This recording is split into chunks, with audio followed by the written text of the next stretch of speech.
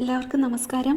ഇന്നത്തെ നമ്മുടെ റെസിപ്പി മുതിര കൊണ്ടുള്ള ഒരു ഒഴിച്ചുകറിയാണ്. ഇതിനായി 1.5 കപ്പ് മുതിരയാണ് എടുത്തിരിക്കുന്നത്. നന്നായി കഴുകി തലേന്നേ സോക്ക് ചെയ്ത് വെച്ചിരുന്നതാണ്.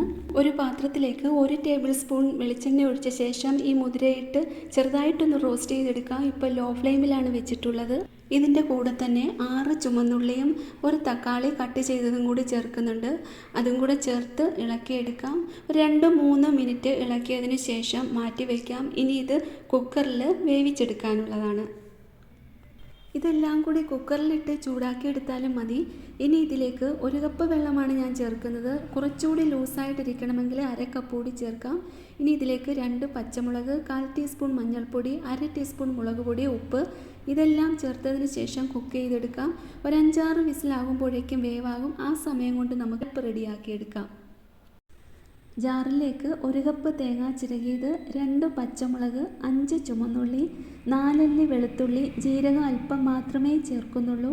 ഫൈനായിട്ട് അരയ്ക്കേണ്ട, ഇതേപോലെ അരച്ചെടുക്കണം. ഒരുപാട് അരഞ്ഞാൽ അത്രയ്ക്ക് ടേസ്റ്റ് ഉണ്ടാവില്ല. മുതിര ഇവിടെ നന്നായി കുക്കായിട്ടുണ്ട്. ഇനി ഇതിലേക്ക് അരപ്പ് ചേർത്ത് മിക്സ് ചെയ്തെടുക്കാം. പാകത്തിന് ഇവിടെ കുറുകി കിട്ടിയിട്ടുണ്ട്. ഗ്രേവിക്ക് കുറച്ചുകൂടി കൊഴുപ്പ് വേണമെങ്കിൽ തവിയും കൊണ്ട് ചെറുതായിട്ടൊന്ന് ഉടച്ചു കൊടുക്കാം. ഇനി ഇതിലേക്ക് താളിച്ച് ചേർക്കാനുണ്ട്. ഒരു കടായിയിലേക്ക് 2 ടേബിൾ സ്പൂൺ വെളിച്ചെണ്ണ ഒഴിച്ച് ചൂടാകുമ്പോഴേക്കും ചുവന്നുള്ളി, വറ്റൽമുളക്, കടുക്, കറിവേപ്പില ഇട്ട് മൂത്തതിന് ശേഷം അത് കറിയിലേക്ക് ഒഴിച്ച് മിക്സ് ചെയ്തെടുക്കാം.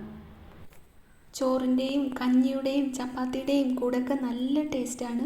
വീഡിയോ ഇഷ്ടപ്പെട്ടെങ്കിൽ ലൈക്ക് ചെയ്യാനും ഷെയർ ചെയ്യാനും സബ്സ്ക്രൈബ് ചെയ്യാനും മറക്കല്ലേ.